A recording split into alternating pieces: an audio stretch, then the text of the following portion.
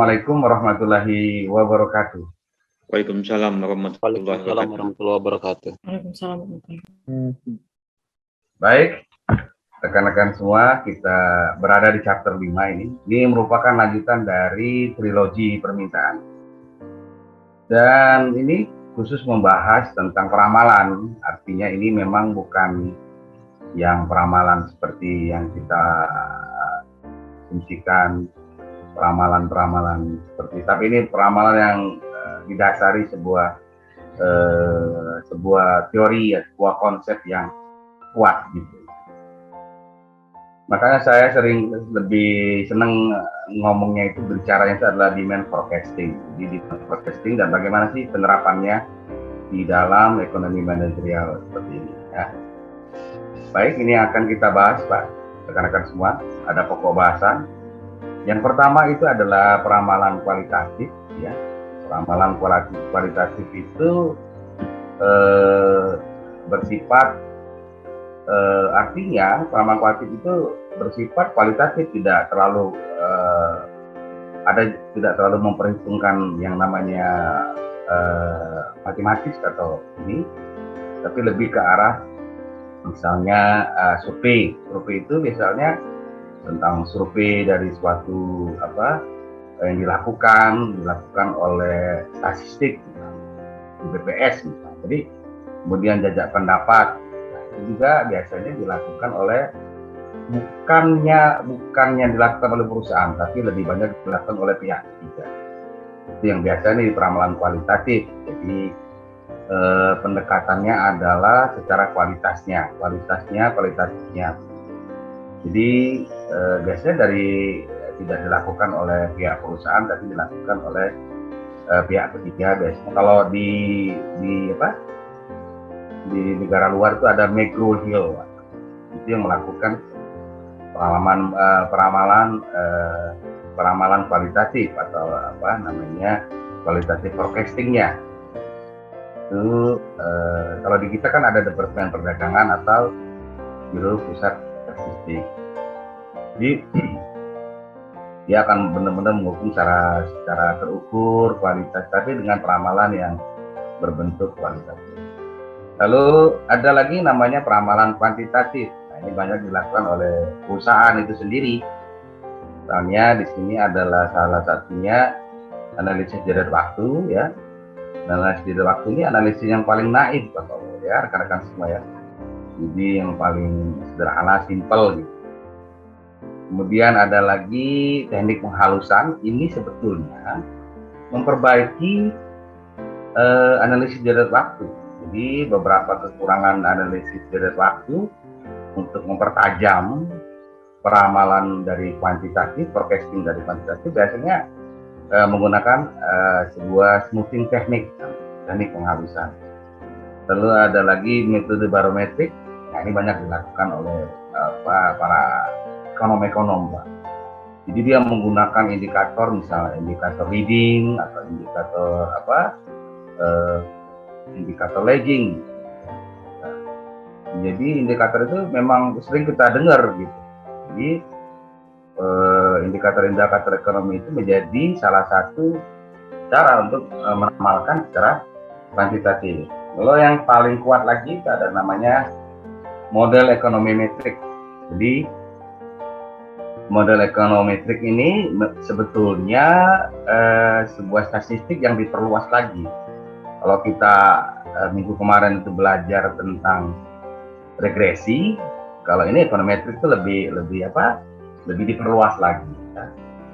Karena memang di ekonometrik itu dia lebih fokus ke dalam beberapa pertimbangan ketika permintaan itu memang dipengaruhi oleh berbagai fungsi. Gunakan barometrik ya. Kalau barometrik, kemudian ada lagi ekonometrik, kemudian ada peramalan input output. Ini peramalan yang memang sulit dan membutuhkan biaya yang mahal. Jadi biasanya negara-negara yang memiliki negara-negara yang sudah cukup kaya itu biasanya melakukan peramalan input output ini. Jadi yang harus kita kita harus kita ketahui biasanya kalau metode barometrik itu biasanya dibantu dengan ekonometrik atau dibantu juga barometrik dengan peramalan input output. Jadi peramalan input output itu peramalan yang sangat agregat, lebih luas dari satu perusahaan, tapi gabungan dari perusahaan, misalnya industri kimia itu bergabung melakukan peramalan input output. Itu jadi lebih agregat ya. Jadi ini yang kelihatan ya. Jadi tujuan peramalan ekonomi yaitu pada dasarnya adalah untuk mengurangi risiko. Saya rasa ini sudah kita bahas ya di pertemuan estimasi permintaan. Jadi bagaimana si perusahaan itu dalam pengambilan keputusan itu meminimalkan risikonya. Tentunya ini biasanya digunakan dalam peramalan yang bersifat jangka pendek atau jangka panjang. Lalu bagaimana keputusan sebuah perusahaan? Apa sih yang mendasari sebuah perusahaan melakukan peramalan permintaan? Yang pertama ya, tentunya berapa banyak produk yang harus dibuat, itu paling penting ya. Tapi dalam waktu yang kita pertimbangkan, misalnya lebih ke arah depan gitu ya, lebih ke mana? Lebih menuju kepada yang arah jangka panjang misalnya seperti itu. Lalu harga berapa produk harus kita tetapkan, itu juga memang juga harus diramalkan agar penambungan dari konsumsi permintaan itu akan terus sesuai dengan kemampuan dari konsumen langganan. Kalau misalnya itu terkait dengan biaya iklan, ya berapa banyak biaya untuk iklan. Jadi keputusannya memang banyak sekali. Lalu bagaimana membuat rencana pertumbuhan perusahaan itu juga termasuk dalam arti long run pain-nya ya, perencanaan jangka panjang. Oke. Ini sebuah tidak kelihatan ya Pak, tertutup dengan ini. Nah, saya turunkan di bawah. Ini langkah-langkah peramalan permintaan dan penjualan. Jadi langkah pertama biasanya orang kalau melakukan peramalan permintaan itu akan menimbang tentang itu bagaimana ekonomi makro yang terjadi di dalam suatu negara misalnya GNP, gross national productnya bagaimana, lalu misalnya kurs di situ, banyak tingkat kurs, nah itu lebih ke arah dalam indikator makronya bagaimana. Misalnya penjualan mobil-mobil baru biasanya mempertimbangkan ini Pak, memberikan secara makro ya, mempertimbangkan bagaimana secara makro kemampuan, begitu juga rumah-rumah baru ya. Kita harus mempertimbangkan kondisi misalnya tingkat pendapatan penduduk. Kemudian langkah kedua itu adalah membuat peramalan ekonomi yang mempertimbangkan mikro. Jadi pertimbangan indikator mikro. Misalnya ini ada pangsa pasar historisnya bagaimana, itu betul-betul ke arah pasarnya, ke arah perusahaan itu ya. Kemudian strategi perusahaan pemasarannya bagaimana. Yang berikut adalah menentukan teknik peramalannya. Kita mau kualitatif atau mau kuantitatif. Ya, semua ya. Oke.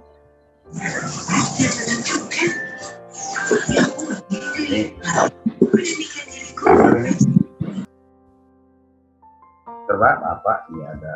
Saya stop dulu nih. Kayaknya ada gangguan di komputer ya.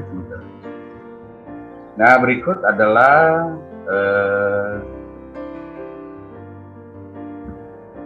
kriteria Pak. Jadi kriteria penentuan metode peramalan. Jadi kita harus mempertimbangkan biaya persiapan, lalu jangka waktu kita dalam menentukan peramalan. Bagaimana, apakah kita perlu yang panjang atau tidak, atau jangka pendek, mau kita ramal atau jangka panjang atau menengah. Kemudian periode waktu peramalan itu termasuk juga apakah jangka pendek atau jangka panjang. Jadi kalau jangka waktu keputusan itu maksudnya berapa lama sih keputusan harus kita buat, ya. Tingkat urgensinya berapa lama. Kemudian tingkat akurasi yang kita hendaki. Apakah tingkat akurasinya harus begitu tajam gitu ya, dengan memperkecil error dan sebagainya. Kemudian yang penting lagi adalah ketersediaan data. Maka data itu memang tersedia dan memiliki kualitas yang baik. Kemudian tingkat kerumitan hubungan yang akan kita ramalkan.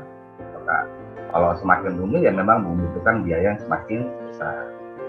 Jadi dengan mempertimbangkan keterbatasan dan keuntungan, manajer atau pimpinan dapat memilih metode atau kombinasi dari metode yang paling cocok untuk perusahaan. Jadi teknik yang paling kuantitatif tadi itu bisa menjadi kombinasi, ya Pak. Misalnya ekonometrik digabungkan dengan metode barometrik. Nah, itu jadi tidak harus memilih satu, tapi itu bisa dilakukan dengan kombinasi.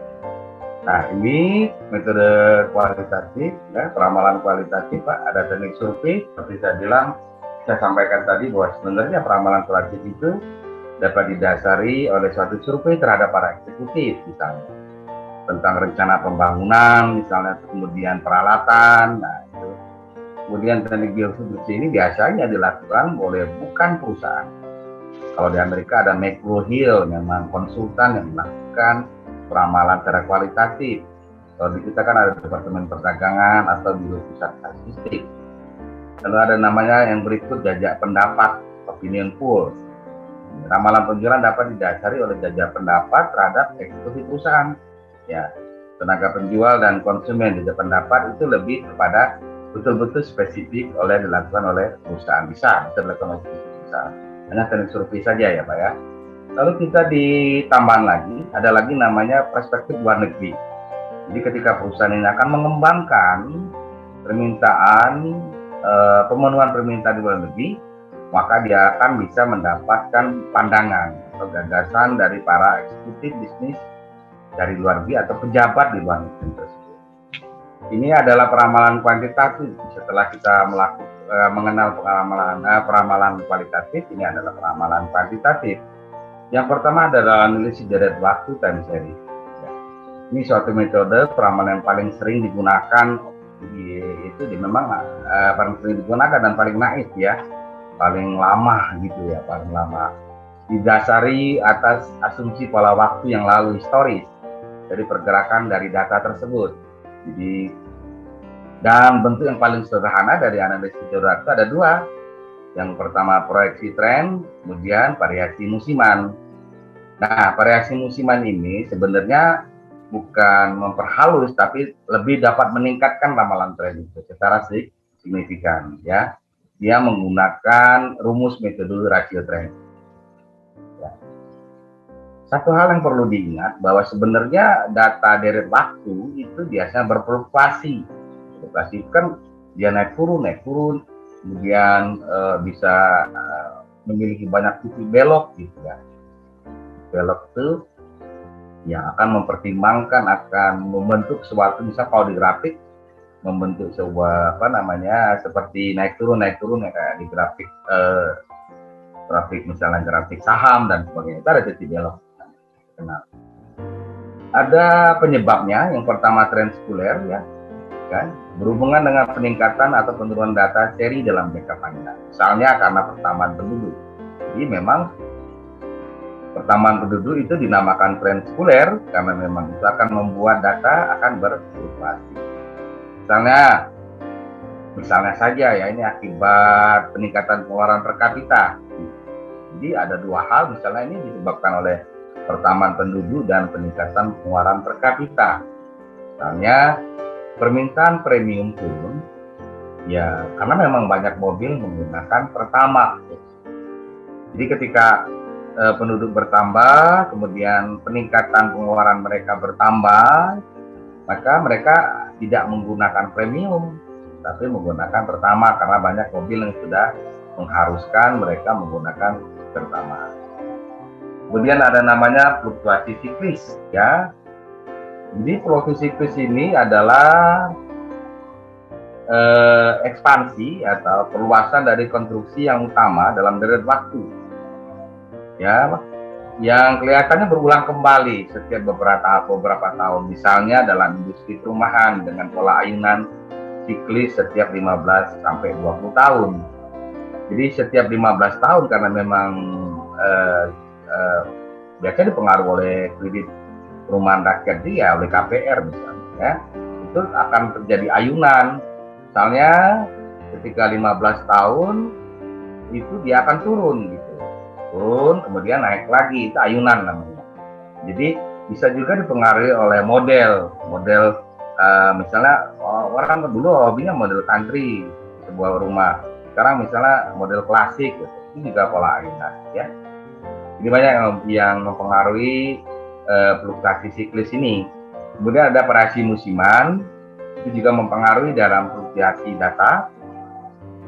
Di fluktuasi secara teratur berulang kembali dalam kegiatan ekonomi tiap tahun. Kalau fluktuasi siklus itu perubahannya itu terulang dalam jangka waktu 15 sampai 20 tahun.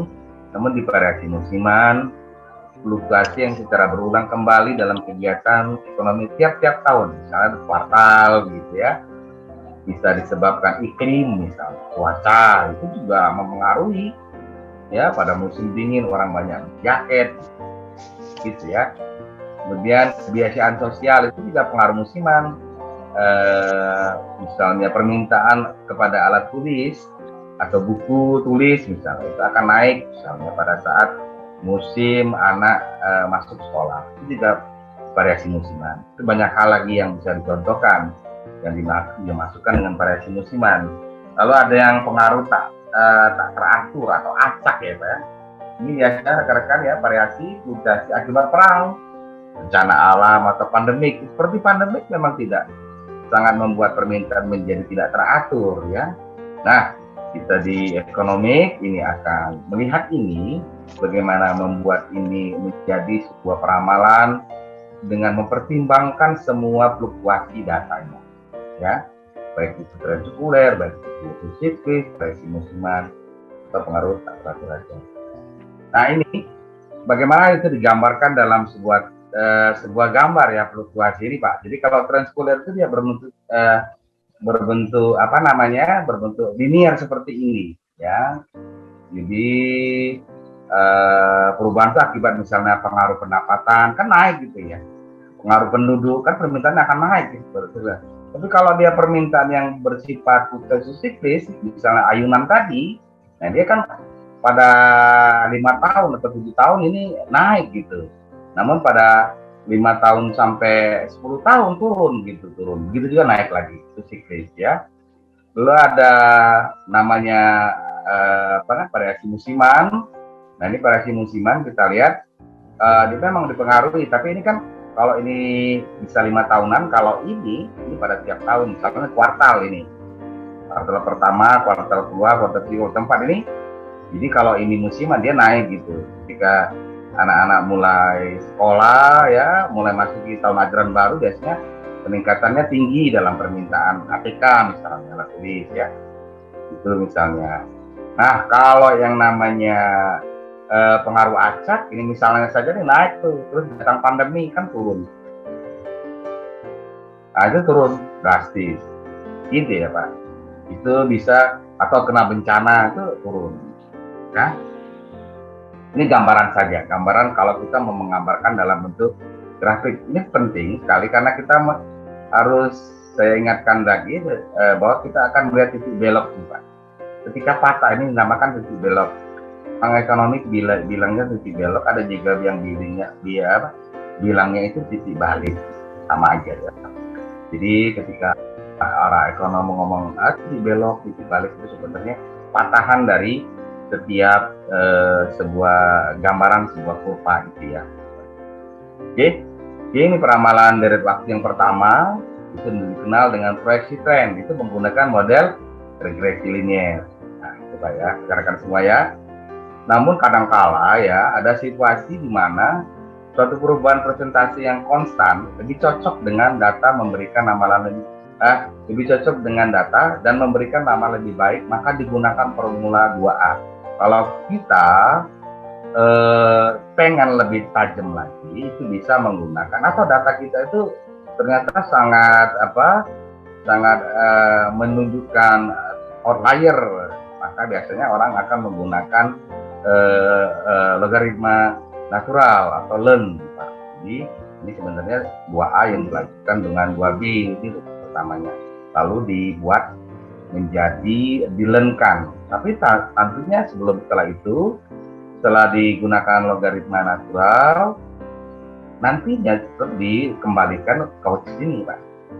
Jadi dikembalikan ke data asli yang dikenal dengan anti-log.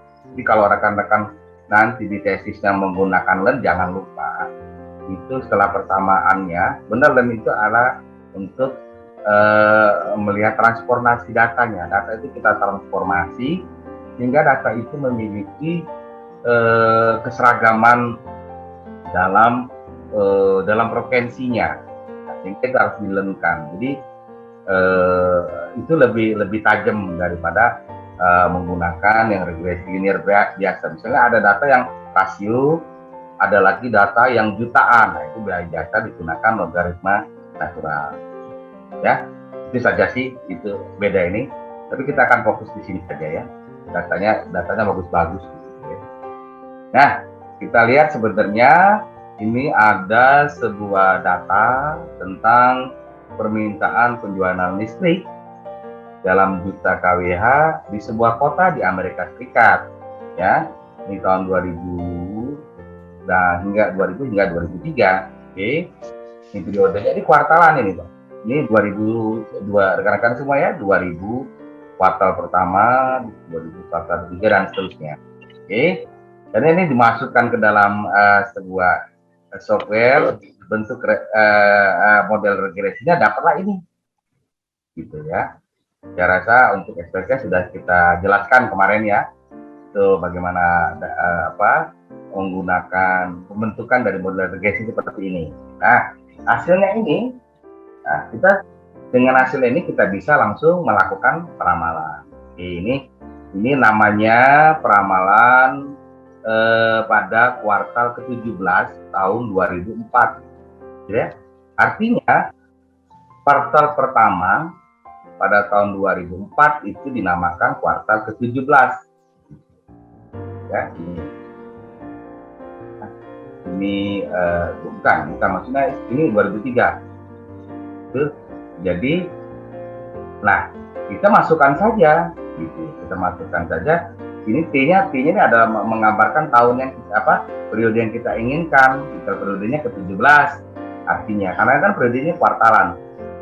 Masukkan saja 11,9 ditambah 0,39 kalikan 17, dapatnya 18,6. Begitu juga pada kuartal ke-18, kuartal ke-19, kuartal ke-20. Ini bisa kita lihat gambar lihat. 17, 18, 19 gitu ya. Namun satu hal yang perlu kita perhatikan bahwa ternyata pada kuartal pertama ya, rekan-rekan semua ya, ini saya rasa bisa dimengerti ini karena gampang. Ini kuartal pertama dan kuartal ketiga dia berada di bawah garis linier. Sementara pada kuartal kedua dan kuartal keempat itu di atas garis linier. Kayaknya ada hal yang mempengaruhi musiman ya. Ada yang bisa mempengaruhi itu. Jadi kelihatan sekali ini ada pengaruh yang sama gitu. 1 dan 3 dia di bawah garis linier gitu. Ya 1 dan 3 pada tahun 2001 juga seperti itu ya, mengalami hal yang sama. Jika proyeksi tren ini akan ditingkatkan dengan menggunakan variasi musiman, karena memang ada nampak di situ ada variasi musiman yang kuat yang mempengaruhi data kita tadi ya, hasil kita tadi. Jadi ada yang mempengaruhi ini, kayaknya ini 1, 3, kuartal 1 dan 3 dia berada di bawah garis linier, kuartal kedua dan kuartal keempat dia berada di atas garis linier. Nah itu biasanya menggunakan untuk memperkuat ramalan kita, maka digunakan ditingkatkan dengan menggunakan analisis jarak waktu variasi musiman.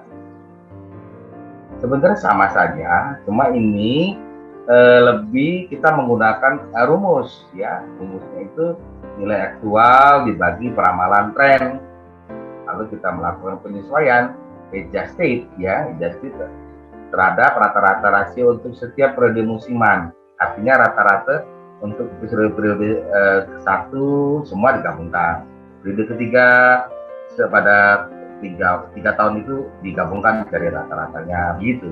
Jadi akhirnya kita dapat melakukan peralaman yang kita adjust, yang kita sesuaikan ya. Tren rumusnya dikali pengisian musim. Ini bisa terlihat sekali kalau kita lihat seperti ini. Nah, kita data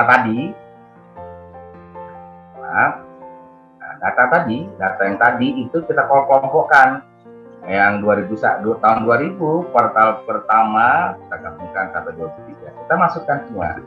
Begitu juga kuartal kedua.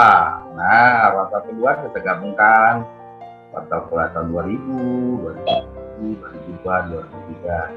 Ya, kuartal kedua. Coba kita lihat.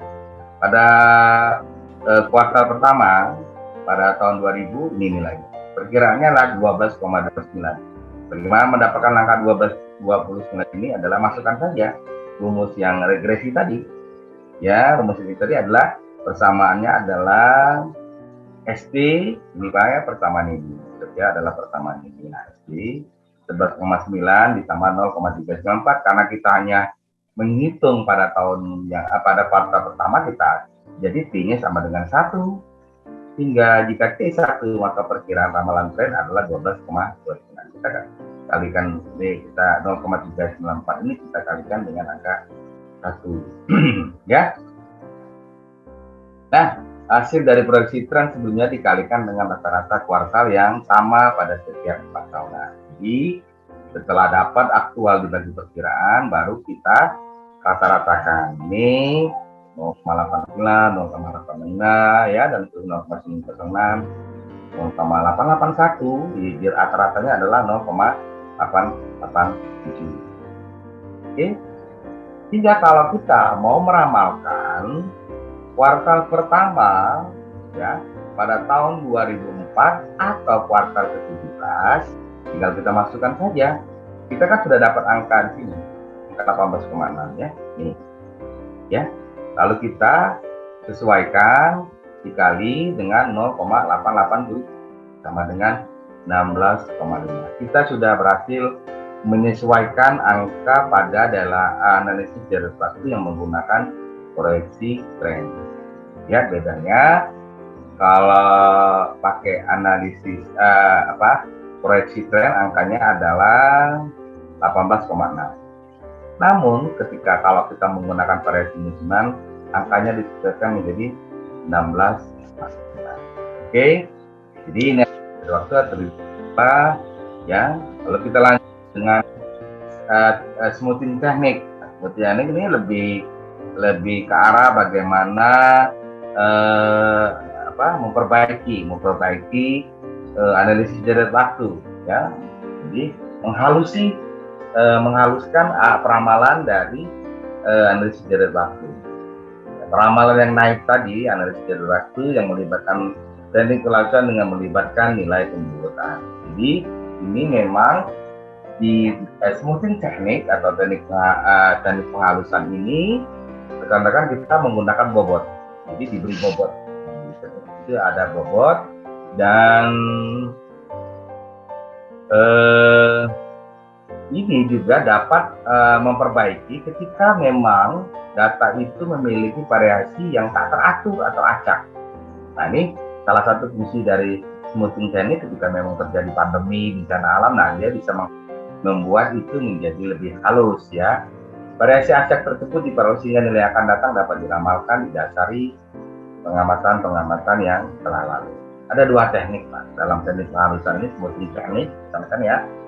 Yang pertama adalah moving average, yang kedua adalah exponential smoothing ya. Nah, kalau sudah dibobot misalnya ada dua pembobotan maka kita menggunakan yang namanya root mean square error. Nah, root mean square error ini kita membandingkan dua pembobotan yang ada. Kita hasilnya yang mana yang lebih kecil, maka itulah yang kita gunakan. Ya. Ini contohnya rekan-rekan semua ya.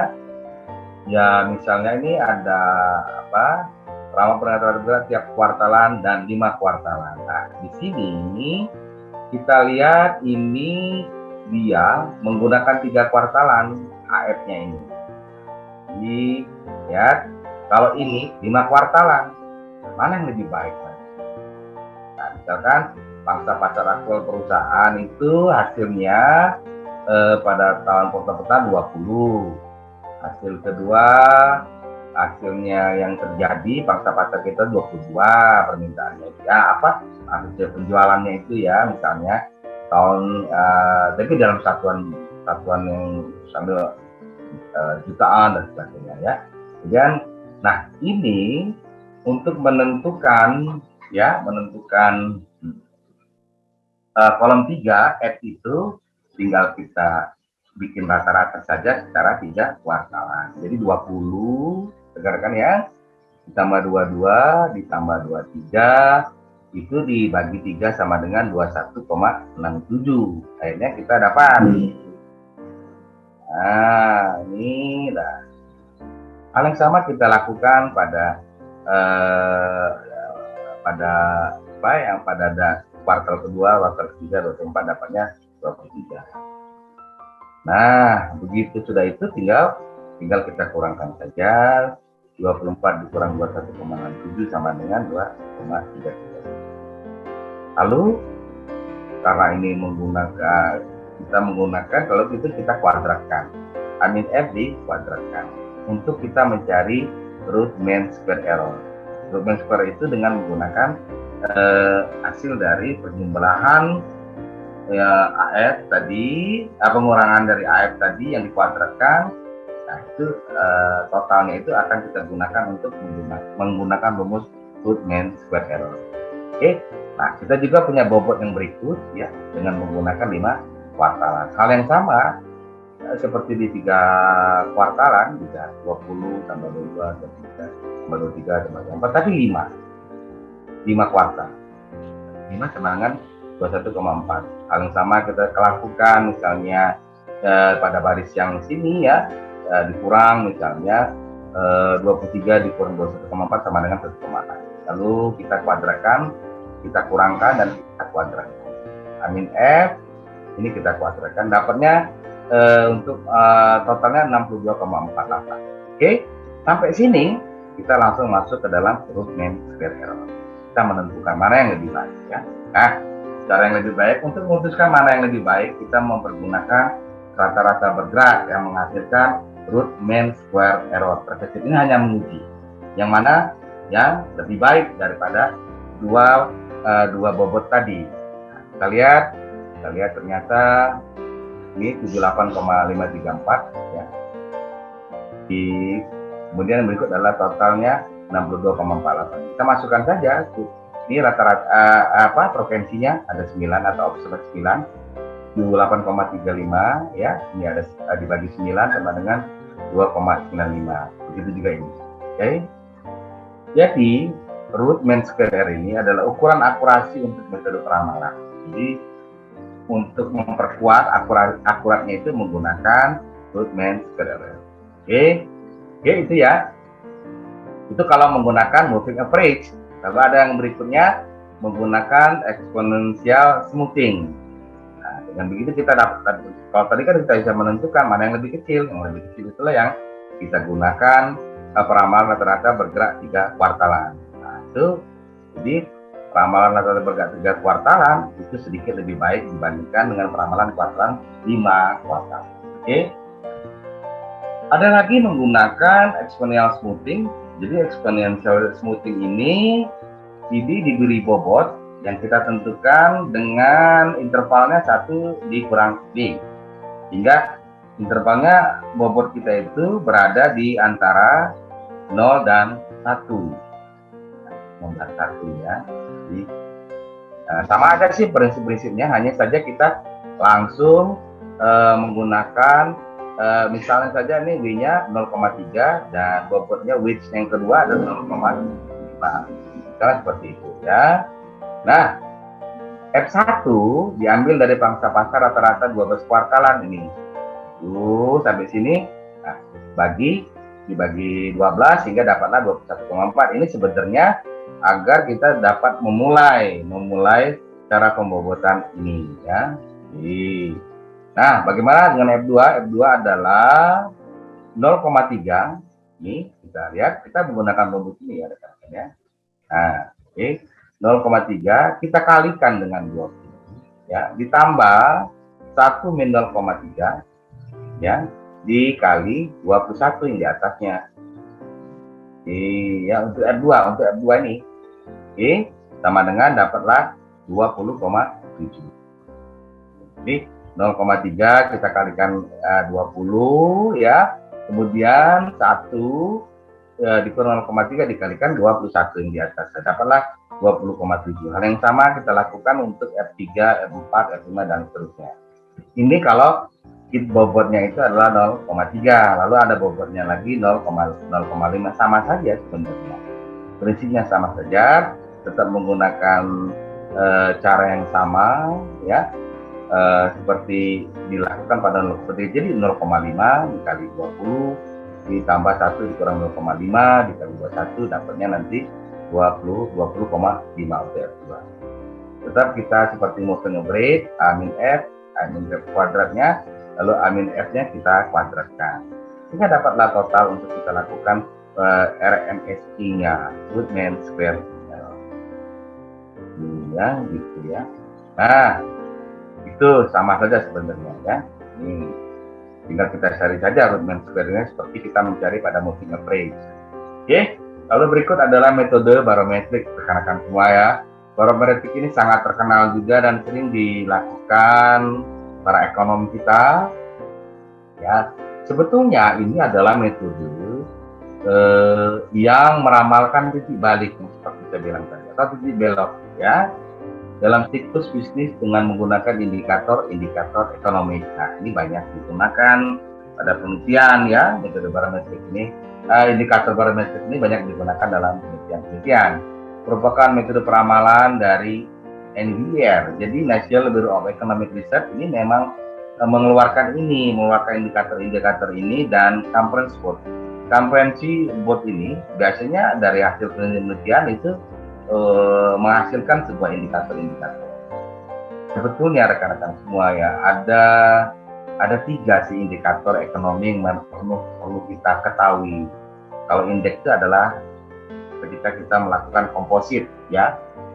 Komposit itu hasil dari perhitungan indikator ya. Itu kita lakukan, kita ambil komposit indeks ya. Kita lakukan perhitungan indeks ya. Yang pertama, indikator ekonomi utama atau dikenal atau pemandu ya, leading economic indicator. Karena semua ini banyak kita sering ya. Ini sebenarnya meramalkan titik balik atau titik belok dalam siklus ya bisnis dan cenderung mendahului perubahan dalam aktivitas ekonomi. Artinya dia mendahului ya. Misalnya saja ya, produktivitas sektor manufaktur. Kalau pesanan pabrik menurun, sebenarnya ekonomi biasanya berkontraksi. Akan berkontraksi ketika memang akan berubah gitu ya. Akan merespon itu berkontraksi. Ketika pesanan pabrik menurun, ekonomi biasanya berkontraksi karena adanya sedikit permintaan untuk barang ya. Ketika pesanan pabrik menurun, maka artinya terdapat sedikit permintaan barang dan dengan demikian lebih sedikit kebutuhan untuk persediaan. Akibatnya persediaan akan semakin menurun. Akibatnya lagi misalnya ya bahan baku, permintaan akan bahan baku akan semakin menurun. Jadi ini akhirnya akan mempengaruhi ekonomi secara makro. Bisa juga ini kalau ngomongin di Islamic Finance, biasa juga misalnya di keuangan, misalnya pasar saham juga sebagai indikator pemandu. biasanya ketika pasar saham mulai memburuk, terjadinya itu sebelum perekonomian mengalami resesi. Jadi dia mendahului kejadian dari akibatnya, ya, dari akibat suatu kondisi perekonomian. Oke. Lalu ada namanya indikator confidence. Kalau confidence ini beriringan saja, ya. Negara mengalami resesi, pendapatan pribadi turun. Itu juga produksi domestik. Jadi dia beriringan saja, tidak biasanya terjadinya itu beriringan saja dengan kondisi ekonomi. Itu dinamakan dengan coincidence. Jadi sejalan gitu ya. Gitu ya. Indikator yang berikut ada lagging atau tertinggal atau nge-lag. Bahasa kita sehari-hari adalah nge-lag ya. Indikator dengan gerakan terlambat dalam aktivitas ekonomi. Gitu ya. Nge-lag itu kalau kita sudah ngeklik komputer lama baru dia berubah. Kayak komputer saya tadi agak nge-lag. Ternyata memang terjadi masalah. Ada aplikasi yang mau update sehingga nge-lag. Oke, berubah setelah kondisi ekonomi berubah. Misalnya tingkat pengangguran, ya. Ketika ekonomi mengalami resesi, 3 bulan atau 4 bulan ke depan pasti pengangguran akan bertambah, gitu ya. Tapi nge-lag lama, gitu, ya. Tidak langsung. Maka 3 bulan 4 bulan ke depan permintaan turun. 4 bulan berikutnya banyak karyawan yang diberhentikan. Begitu juga tingkat inflasi, ya. Begitu juga suku pinjam akan menghasilkan efek tertinggal. Ada lagi namanya indeks gabungan. Sebenarnya ini adalah gabungan dari indikator utama, misalnya 10 indikator utama, 4 confidence dan suku tertinggal. Ini biasanya menjadi dihitung agar mempermudah para ekonom melihat angka indeksnya, ya. Misalnya kalau di saham yang sering terjadi namanya indeks POSIT DI Bursa Efek Indonesia, itu biasanya dari beberapa indikator saham yang lain, indikator saham yang 45, misalnya 45, misalnya yang 9, ya, banyak sekali, ya. Dan indikator saham syariah itu bisa, ya. Kalau indeks yang berikut adalah indeks diskusi. Ini adalah ketika dia memberikan presentasi terhadap 10 indikator utama. Dia larinya ke indikator utama saja, ya. Nah, kalau kita lihat gambar, ya, seperti ini rekan-rekan semua. Ini namakan indikator utama atau leading tadi. Ini adalah tanggal puncak, ini tanggal paling, ya. Jadi tanggal mau turun, ya, ini tanggal mau naik. Ya, saat mau naik, saat mau turun. Jadi indikator ini utama itu dia terjadi dulu nih, saham belum buruk, perekonomian turun. Nah, ini terjadinya gini, dia mendahului kondisi ekonominya, kondisi permintaannya, gitu. Ya, ketika permintaan pendapatan per kapita turun, maka permintaan akan turun. Tapi mendahului itu. Jadi siap. Jadi orang-orang ekonomi itu akan melihat sangat menarik sekali ketika dia berbicara tentang namanya leading indikator pemandu tadi atau indikator utama. Beda halnya dengan indikator confidence, dia akan sama. Ketika naik gitu ya, gitu. Nah, kondisinya ini titik belok loh Pak. Nah, yang belokan itu dinamakan belok ini, rekan-rekan ya. Nah, ini titik belok juga. Kalau rekan-rekan lihat pasar falas atau pernah lihat binomo atau apa yang binomo, ya tidak itu juga hanya AI, artificial intelligence, banyak bohongnya juga. Tapi lihat saja ketika indeksnya saham gabungan misalnya, itu biasa banyak sekali menghasilkan titik belok. Ini sama mengikuti. Jadi coincidence itu mengikuti. Lalu kalau indikator nge-lag, indikator tertinggal, ini sudah. Nah, baru naik gitu, naik. Ini mau naik, dia naiknya telat gitu. Permintaan naiknya telat. Gitu.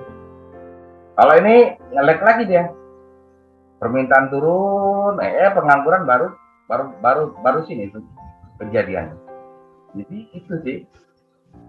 Jadi ini juga membuat kita sebagai yang ini memahami apa yang sering dibicarakan orang ya. Oke, sebenarnya siklus bisnis itu terdiri dari 4 fase utama, yaitu misalnya kontraksi, palung. Kontraksi saat dia berkontraksi, perubahan titik belok itu palung dan terus. Nah, kalau tidak digambarkan ya, hanya ada puncak dan palung saja untuk lebih. Tapi sebenarnya kalau yang gambar yang baik itu dia 4 fase tergambar ya. Jadi dan palung merupakan titik balik dari siklus, sementara puncak adalah titik tertinggi ya. Palung adalah titik terendah dari siklus. Indikator ini digunakan meramalkan titik belok dalam siklus ya. Nah, indikator utama contoh-contoh nih Pak, jam kerja rekan-rekan. Jam kerja rata-rata mingguan, harga saham, oke. Kalau indikator confident, pekerja dalam bidang pembayaran bukan pertanian, kerja bank itu memang indikator confident ya. Pendapatan pribadi, ya itu juga indikator confident, ikuti aja kita ya. Kemudian indikator tertinggal, pengangguran ya, pengangguran. Jangka waktu rata-rata dari pengangguran dia ngelek ya. Rasio persediaan pabrik akan menurun ketika permintaan barang akan turun. Jika ketika permintaan akan banyak lagi orang yang memiliki pergudangan, justru pergudangan dan rental pergudangan akan tidak digunakan ya. Ini indikatornya ya, seperti itu. Nah, ini gambarnya Pak. Ini gambar yang sering kita lihat ya. Ketika itu menggunakan angka indeks 10 indikator utama seperti ini. Ini hanya gambaran saja. Oke, kalau ini indikator utama saja. Kalau indeks gabungan ini memang sekarang kita sering lihat ya. Ini misalnya di pasar saham atau di pasar falas atau juga di beberapa grafik ya, grafik indeks untuk pasar komoditi juga seperti ini. Kopi ya, permintaan itu juga mengalami grafik seperti belok seperti ini. Oke, kalau dia di atas 10 ini bahaya loh. Kalau rekan-rekan mau main saham, nah ini perhatikan ketika mereka dia ringnya itu di atas ini. Nah, kan ada nih 10 ya. Orang kalau mendapatkan falas, kalau main falas ya kita aja gitu. Ini kalau melihatnya harus bukannya maka IA itu robotik Pak, artificial intelligence misalnya seperti misalnya FX, Binomo, dan itu memang seringkali ya karena AI artificial intelligence dibuat kadang-kadang tidak bisa dimengerti gitu. Karena dia kecerdasan dijelaskan oleh komputer AI. Oke, kalau ini bisa dimengerti, kita melihat bahwa ada batas atas dan batas bawah. Jadi pemahamannya adalah ini.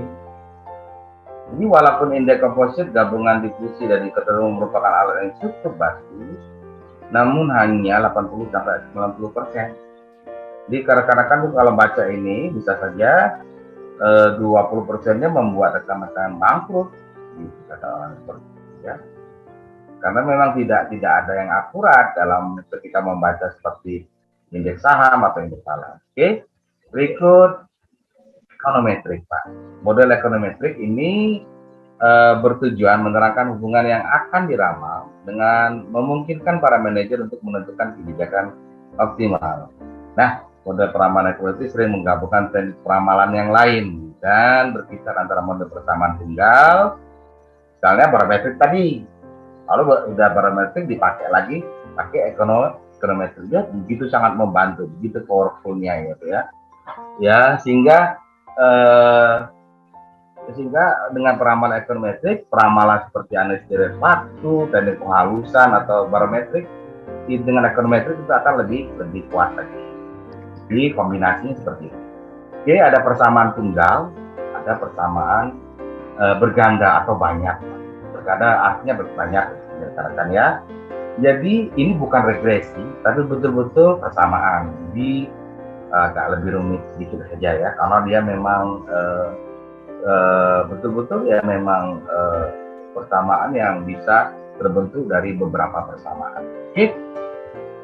Model persamaan tunggal melibatkan atau mensubstitusikan ke dalam persamaan permintaan nilai-nilai variabel eksogen. Nah, makanya ketika atau variabel bebas di ekonometrik itu hanya ada dua dikenal, istilah eksogen dan endogen. Eksogen itu ada variabel bebas atau variabel independen. Kalau endogen itu variabel terikat atau variabel dependen. Ya, Y sama X ya, eksogen Y, X ya, endogen Y gitu. Model persamaan berganda ya atau banyak, nilai estimasi dari variabel eksogen harus disubstitusikan ke dalam model yang diestimasi untuk menghasilkan ramalan bagi variabel endogen. Kalau dia semakin rumit, itu menggunakan metode statistik yang dinamakan 2SRS. Kalau kita kemarin belajarnya ORS, kalau sekarang 2SLL, 2 state least square namanya. Kalau dia semakin rumit loh Pak.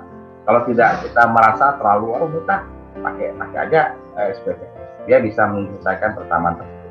Ini persamaan tunggal, ya. Ini single equation model.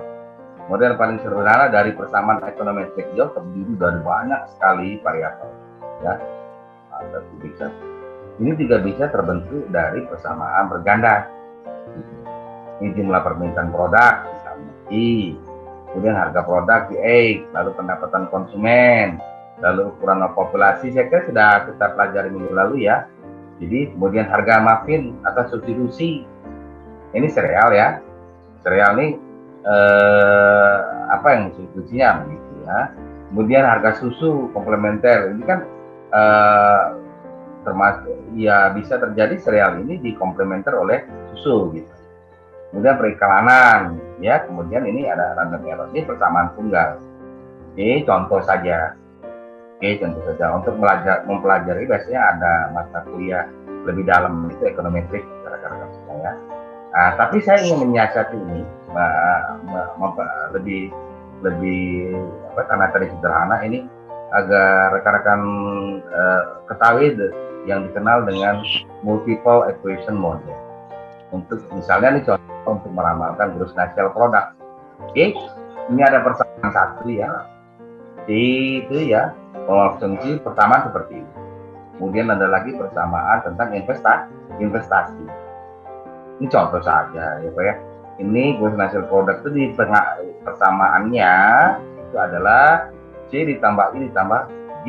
Artinya pengeluaran konsumsi ditambah investasi ditambah lagi pengeluaran pemerintah. Makanya pemerintah belanja Pak kalau dia mau meningkatkan gross national produknya masyarakat gitu ya. Kalau pemerintah tidak belanja maka ya habis gitu. Tidak boleh mengandalkan investasi dari swasta saja. Nah, ini tiga persamaan ini lalu disubstitusikan kalau dia masih bisa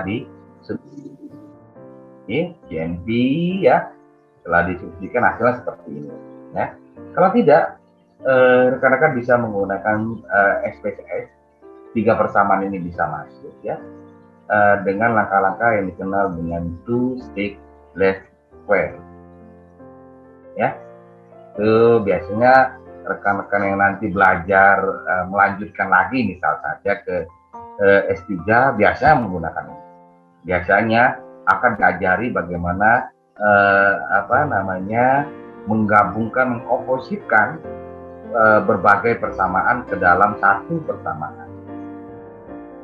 Bukan OLS, ordinary least square ya, atau ada moderasi atau intervening dan sebagainya. Tapi ini betul-betul menggabungkan menggabungkan beberapa persamaan sehingga persamaan berganda tadi menjadi satu persamaan. Oke. Nah, sebenarnya paling gampang itu menggunakan SPSS, namanya 2 state least square ya. Model ekonometrik persamaan berganda atau banyak ini dapat terdiri dari persamaan kondisional, persamaan marginal, atau yang lebih ramai lagi dibicarakan itu dikenal dengan persamaan simultan. Ini persamaan simultan, persamaan yang dari berapa banyak dilakukan dalam satu persamaan yang dinamakan dengan simultan. Kita hanya menggunakan satu persamaan saja ini untuk menyelesaikan 3 persamaan kalau di sini ya, gitu ya. Rekan-rekan akan belajar lagi nih ketika rekan-rekan belajar econometrics sebetulnya ya. Jadi saya kira batas-batasannya kita lebih. Lalu ini saya perkenalkan lagi dengan peramalan input output. Rekan-rekan, ini peramalan yang paling agregat ya di atas peramalan tadi, karena memang ini tidak hanya dilakukan oleh perusahaan, tapi sektor Pak. Sektor industri, sektor pertanian gitu. Rame-rame perusahaan industri mobil membuat peramalan input output. Nah, itu dinamakan sektor industri mobil itu. Nah, rame-rame mereka yang bergerak di pertanian, perkebunan di Jepang itu melakukan peramalan input output. Atau mereka yang bergerak di sektor jasa, penerbangan gitu ya, itu meramalkan peramalan input output. Jadi dia lebih ke lebih ke sektornya, lebih ke industrinya. Jadi perusahaan itu bisa bekerja sama misalnya melakukan peramalan input output. Analisis input output ini atau IU adalah suatu model matematis untuk menelaah keterkaitan antar sektor pada perekonomian yang ditemukan oleh Wassily Leontief sebenarnya. Itu persamaan yang bukan materi kebutuhan langsung, tapi yang lebih di atasnya ya. Jadi Wassily Leontief ini sampai dapat Nobel Pak pada tahun 1973 ya, 1973 ya. Sampai dapat Nobel, akhirnya penemuannya mempertajam peramalan input. Analisis ini menggunakan tabel IU dan mengaplikasikan matrik, jadi matrik 2x3, matrik 3x3 ya. Dia sekarang mengerjakan matrik gampang Pak, pakai Excel, nggak sesulit yang kita bayangkan ya. Output keluaran dari sektor yang satu ini di samping dipakai sebagai, misalnya nih, output keluaran dari sektor yang satu, industri misalnya, sektor A itu di samping dipakai oleh sektor industri tadi, juga dipakai oleh sektor lain. Nah, misalnya pertanian, baru nanti pemakai akhir atau end user atau konsumen. Jadi dicari dulu sih siapa sih yang menggunakan industri apa saja yang menggunakan konsumsi hasil import kita gitu. Oke. Tujuannya meramalkan tingkat output yang harus disediakan oleh masing-masing sektor. Analisis IU memungkinkan untuk menelusuri semua aliran input output antar industri, dan ini biasanya dilakukan peramalan yang lebih agregat dari sektor ya. Perusahaan juga dapat meramalkan penjualan dengan menggunakan tabel input output kalau dia memiliki memiliki kemampuan, biaya, dan waktu yang cukup ya Pak. Tabel input menguji ketergantungan di antara berbagai industri dan sektor dalam perekonomian. Jadi kalau mereka memang perusahaan itu mampu seperti Toyota, dia karena memang ya mendunia global, dia bisa saja memiliki kemampuan dari segi biaya dan segi waktu ya, kalian itu melakukan peramalan itu. Oke. Ini baik Cina melakukan ini, Jepang melakukan ini, dan Indonesia nih sedikit melakukan ini. Bukan tidak melakukan, ya melakukan peramalan itu. Dengan demikian kita dapat menggunakan untuk peramalan. Oke, namun ini sangat jarang digunakan karena tabel input antar perusahaan sangat sulit dan mahal dalam penyusunan. Oke, lama surveinya Pak ya, dapat datanya itu lama. Oke, ini contoh ketika menggunakan tabel matrik di sektor. Jadi 3 sektor harus 3 sektor. Jadi tabel matriknya itu 3 sektor input output flow. Jadi ini misalkan saja nih Pak ya, sektor A itu adalah sektor karena sektor A itu adalah sektor pertanian. Sektor B itu adalah misalnya manufaktur atau industri. Sektor C itu adalah misalkan saja itu sektor jasa.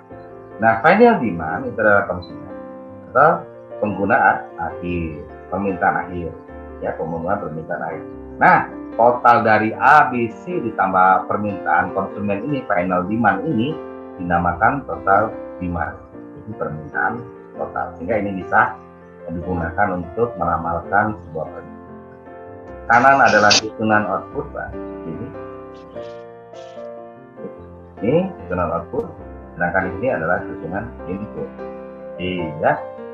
Misalkan saja industri A memerlukan 20 unit output dari industri A sendiri. Artinya, atau industri B memerlukan input dari 60 dari industri B itu sendiri. Gitu ya maksudnya. Lalu dengan begitu kita dapat menjelaskan 200 output ini, kita makan semua ya, 200 output dari A, ya dari industri ini kan dari pertanian, ini pertanian misalkan, ini industri, ini jasa ya. 200 output dari pertanian misalnya, kalau A-nya adalah ada pertanian misalnya, 20 digunakan oleh A itu sendiri, pertanian itu sendiri. Kemudian 60 itu dikirim ke B, industri, sehingga industri menggunakan pertanian. Nah, dari pertanian adalah industri yang menggunakan hasil pertanian, misalnya industri gula, itu menggunakan hasil pertanian ya, karena menggunakan tebu misalnya. Kemudian 60 dikirim ke B, ya, digunakan ke B, dan 30 dikirim ke C, digunakan oleh sektor jasa. Oke, dan final demand. Jadi konsumen rakyat itu berada di sini 90 konsumen. Sehingga totalnya itu ada A yang menggunakan ya, padahal itu hasil dari A tetap menggunakan sektor mereka, karena mereka tuh sektor pertanian terdiri dari banyak perusahaan ya. Tidak hanya itu, ada juga digunakan oleh B ya, industri, dan 30 dikirim ke C. Misalnya industri kalau menggunakan industri yang menggunakan gula ya, kita tersebut banyak ya, banyak sekali ya, minuman industri minuman fresh itu ya, minuman ringan itu banyak digunakan hasil dari pertanian juga. Nah, kenapa dia seperti itu dinamakan matrik ya. Nah, kalau kita lihat bagaimana itu mengkonsumsi secara input, ya, maka kalau kita lihat tambah untuk mencari value added-nya itu adalah ini ditambah ini ya, 200 dikurang hasil pertama dari ini, sehingga dapatlah nilai tambah pada sektor pertanian misalnya. Yang pertama pada sektor industri dan pada sektor jasa. Itu ya. Lalu kita mulai menghitung matriks kebutuhan langsung. Gampang rekan-rekan semua ya. Contoh untuk kolom A, 20 dibagi 200, 20 dibagi 200. Nah, kita tulis ya. Ini 0,1, lalu 80 dibagi 200, 0,4. Kemudian 40 dibagi 200 sama dengan 0,2. Oke. Ini kalau kita langsung membuatnya menjadi sebuah matrik. Nah, dapatlah matrik kebutuhan langsung. Nah, interpretasinya seperti ini. Untuk setiap dolar output, maka industri A membutuhkan 0,1 dolar input dari industri A, 0,4 dari industri B, dan 0,2 dolar dari industri B. Nah, agar A dapat meningkatkan outputnya sebesar 100 dolar, dia membutuhkan tambahan input 10 dolar dari A, 40 dolar dari B dan industri B, dan 20 dolar dari industri C. Nah, terpakai seperti itu Pak. Jadi kalau kita menggunakan matrik kebutuhan langsung, ini sudah lama, lalu diperbaiki oleh Leontief. Vasily Leontief pada tahun 1973 yang dikenal seperti ini. Jadi dikenal dengan matrik kebutuhan total atau total requirement matrix. Ya, matrik ini begitu sangat powerful, dikenal di seluruh dunia, dikenal dengan matrik kebalikan atau inverse matrix. Leontief, jadi Vasily Leontief mendapatkan Nobel pada tahun 1973 yang total matrik kebutuhan total diturunkan dari matrik kebutuhan langsung. Sebetulnya ini adalah turunan dari matrik kebutuhan total ya, dari matrik kebutuhan langsung ya. Matrik kebutuhan total ini sebetulnya turunan dari matrik kebutuhan langsung ya. Kalau sekarang sudah dirumuskan Pak pakai Excel. Kalau mau mencari angka-angka ini ya bisa menggunakan min first ya, rumus min first. Yang ini loh Pak, yang ini ini digunakan minfest pada Excel sehingga akan keluar seperti ini. Namun ini biasa juga dikeluarkan oleh BPS juga bisa Departemen Perdagangan agar menjadi resmi ya. Tapi sekarang sudah ada rumusnya di Excel untuk mendapatkan ini ya. Oke, dapatlah misalkan saja dikeluarkan oleh BPS untuk matrik requirement matrik kepada industri A ini adalah 1,47, B 0,51, C 0,60 ya Pak. Nah ini langsung kita gunakan rumus ini, total requirement matrix dikali final demand faktor. Oke. Sehingga kalau kita lihat total demand tetap seperti ini 1,47 ya di di 0,51 ke 0,6 dikali 90 sama dengan 9. Oke, seperti ya. Oke rekan-rekan semua, ini kasih satu misalkan saja, oke. Nah, tabel ini menggunakan di Leontief ya, ini direvisi Pak. Oleh Leontief tidak hanya menggunakan minfest, dia mengeluarkan revisi tabel input output untuk memperjelas. Tapi harus menggunakan ini dulu 1,7 nah dikali 90 tetap seperti tadi, tetap ya Pak. Kan tetap angka 200 ya. Tapi lebih dikebalikannya. Ya, dilenkan kata orang, diminfestkan ya. Lalu misalkan saja permintaan air itu ternyata A100, B110 dan C20. Nah, oke, maka bisa langsung kita ya. Iya. Oke, 1,47 dikali 100, 0,51 dikali 110, C 0,6 dikali 20 sama dengan 215. Ini 215 ya. Misalkan saja kalau kita ingin meramalkan permintaan akhir itu kita naikkan menjadi A100, ini kan permintaannya 90, 110, 20. Nah, misalkan saja permintaan akhir itu ternyata ada A100, B110, C20. Nah, maka ini cara melakukannya. Jika dapat 215, 310, 104.